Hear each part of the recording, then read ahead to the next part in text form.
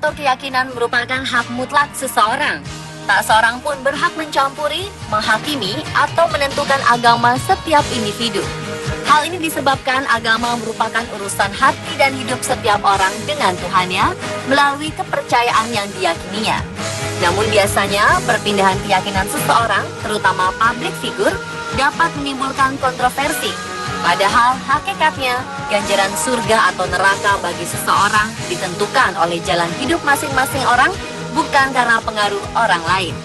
Pemirsa, dari sekian banyak kisah perpindahan keyakinan seseorang, berikut On The Spot telah merangkumnya dalam 7 kisah mu'alaf di negara minoritas.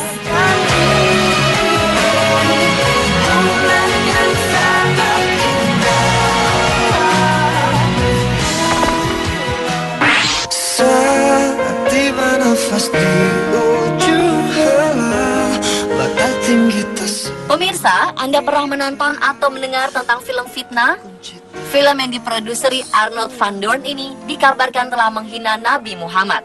Namun pada awal 2013, Van Doorn yang merupakan penggiat anti-Islam asal Belanda itu menjadi mu'alaf. Dia bahkan melakukan ibadah haji untuk pertama kalinya di tahun yang sama ia memeluk Islam. Perubahan pada keyakinan Van Doorn ini menjadi gaung besar di banyak media massa kala itu karena Van Doorn, seorang mantan wakil ketua Partai Bagi Kebebasan Belanda atau PVV, pimpinan Geert Wilders, seorang politisi Belanda yang terkenal dengan gerakan anti-Islam. Setelah mempelajari Islam, Van Doorn akhirnya memutuskan untuk menjadi mu'alaf. Ia bersyahadat di akun Twitter miliknya dengan menggunakan bahasa Arab.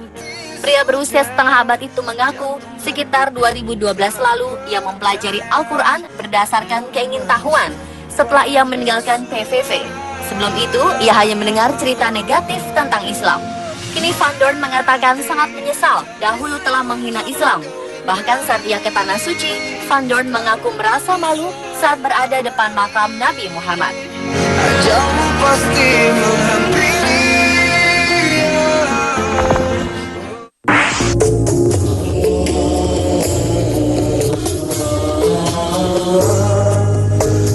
Banyak jalan seseorang beralih keyakinan menjadi seorang muslim. Salah satunya adalah anggota polisi militer Amerika, yaitu Terry Holzberg Jr. yang pernah menjadi penjaga penjara Guantanamo sejak 2002 sampai 2003. Di penjara inilah militer Amerika menahan para tokoh Al-Qaeda dan Taliban. Ternyata Nurani Holzberg terusik saat melihat para tawanan itu diperlakukan tak berperi kemanusiaan. Namun fakta yang menarik, walau disiksa seberat apapun, para tahanan ini tetap tersenyum dan berdoa 5 waktu sehari. Para tahanan mengaku tak pernah takut menghadapi apapun karena mereka merasa ada Tuhan yang selalu menjaga mereka. Holzberg mulai penasaran. Ia jadi tertarik mempelajari Islam dan membaca-baca Al-Quran. Ia kemudian memutuskan memeluk Islam, namun baru sebatas berpindah keyakinan. Tahun 2003 adalah masa sulit untuknya karena sering merasa tertekan atas apa yang dilihatnya di Guantanamo. Pria ini berlari ke rokok dan minuman keras. Tapi pada 2005, Holzberg tersadar, ia mulai berkomitmen penuh mengamalkan semua ajaran Islam dan rutin sholat 5 waktu.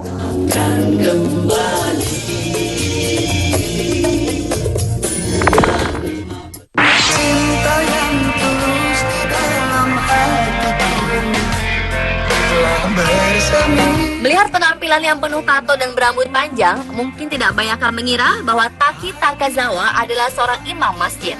Ya, selama 20 tahun Takazawa adalah penato para anggota Yakuza, geng mafia terbesar dan terorganisir yang paling ditakuti di negeri yang mayoritas beragama Shinto itu.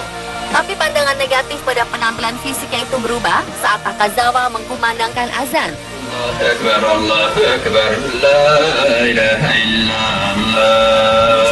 Perkenalannya dengan Islam secara tidak sengaja terjadi di wilayah Shibuya. Saat itu Takazawa melihat seseorang dengan kulit dan janggut putih. Orang itu juga mengenakan baju dan turban warna putih. Orang itu memberikan sebuah kertas dan menyuruh Takazawa membaca kalimat tertera bersama dia. Kalimat itu ternyata syahadat, pengakuan pada keesaan Allah Subhanahu wa Ta'ala dan Muhammad Sallallahu Alaihi Wasallam sebagai utusannya. Meski tak paham secara keseluruhan, namun Takazawa pernah mendengar sepintas tentang Allah dan Muhammad.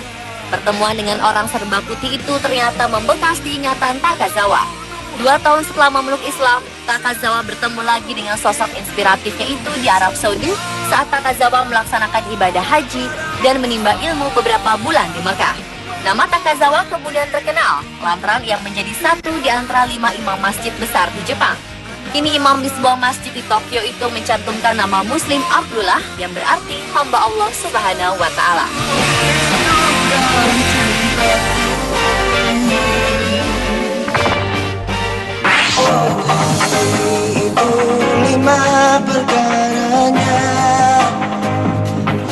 Di era 1960-an hingga 1970-an, siapa yang tak kenal Cat Stevens?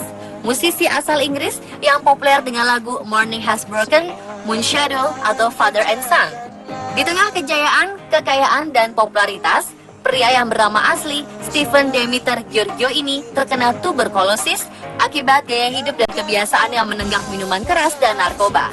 Saat mendekati kematian, Cat Stevens menyadari bahwa dirinya hanyalah sepotong jasad saja. Ia kemudian mempelajari berbagai agama, kepercayaan, numerologi, sampai dunia mistis dari timur. Hingga suatu kali, Cat Stevens menerima dan membaca Al-Quran dari saudaranya yang baru saja pulang dari Yerusalem. Dalam keadaan semakin parah, ia kemudian memutuskan untuk berkunjung ke Yerusalem. Ia datang ke masjid dan duduk di sana.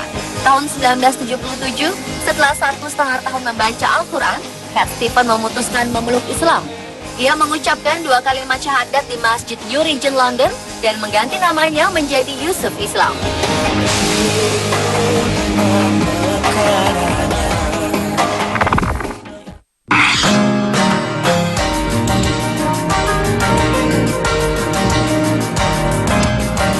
Selanjutnya adalah pengalaman Wilfried Hoffmann, mantan direktur NATO, yaitu Organisasi Internasional untuk Keamanan Dunia.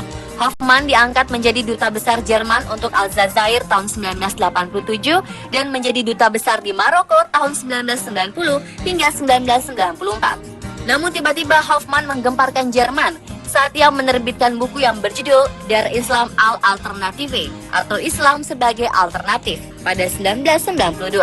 Hoffmann sebenarnya telah masuk Islam sejak lama, jauh sebelum bukunya dipublikasikan. Berawal keprihatinan Hoffmann pada dunia barat yang mulai kehilangan moral, Hoffmann bahkan sempat meragukan keberadaan Tuhan. Ia kemudian yakin Tuhan itu ada ketika ia bertugas di Aljazair dan melihat betapa umat Islam di Aljazair begitu sabar, kuat, dan tabah menghadapi berbagai macam ujian dan cobaan penderitaan. Mereka tetap disiplin menjalankan puasa selama bulan Ramadan. Ketika keislamannya diketahui publik pasca terbitnya buku Der Islam als Alternative, media massa dan masyarakat Jerman serentak mencerca dan menggugat Hoffmann. Sampai-sampai televisi Jerman mensyuting Hoffmann saat ia sedang melaksanakan sholat di atas sajadahnya di kantor duta besar Jerman di Maroko. Kini masyarakat Jerman mulai menerima keislaman murad Wilfried Hoffmann dan pada September 2009 lalu, Hoffmann dinobatkan sebagai Muslim Personality of the Year atau Muslim berkepribadian tahun ini yang diselenggarakan oleh Dubai International Holy Quran Award atau DIQHA.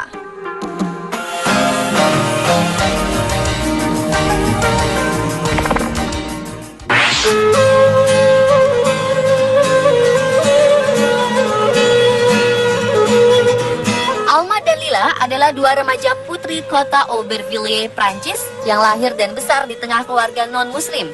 Namun 2 saudara yang berayahkan Yahudi ini justru terpikat dengan Islam. Awalnya sang ayah, Lohong Levi, mendengar kedua putrinya berhenti makan babi.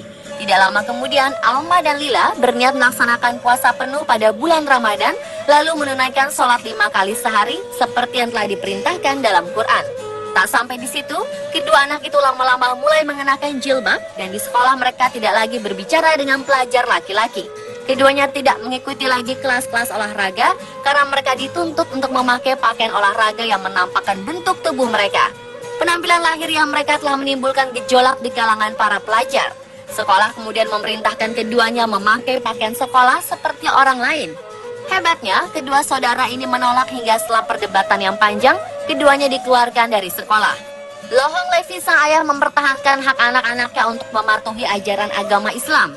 Ia bahkan mendukung dan bangga karena kedua putrinya tetap menunjukkan identitas keislamannya seperti ia selalu menunjukkan identitas keyahudiannya.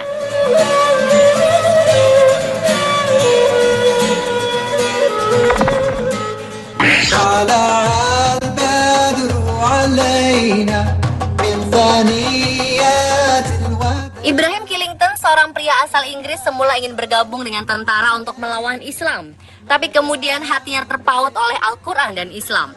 Pengalaman pertamanya mengenal Islam adalah pada saat terjadi serangan 9 September 2001. Ia terpengaruh pada berita-berita yang menyatakan teroris menyatakan perang terhadap Amerika. Killington juga melihat semakin banyaknya informasi tentang perang di Afghanistan. Saat itu menurutnya, kaum muslim melakukan kekejaman mengerikan di seluruh dunia.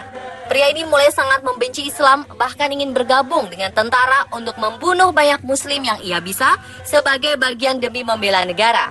Namun setelah suatu kali Killington mendengar di radio tentang perang melawan teroris dan tentang kehidupan Nabi Muhammad, Killington kemudian tertarik untuk mengetahui hal-hal tentang Islam.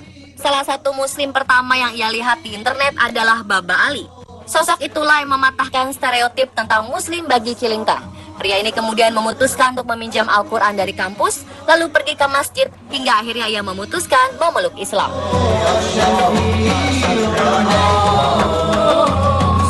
Pemirsa, itulah 7 kisah mu'alaf di negara minoritas versi On The Spot. Sallallahu alaihi wasallam.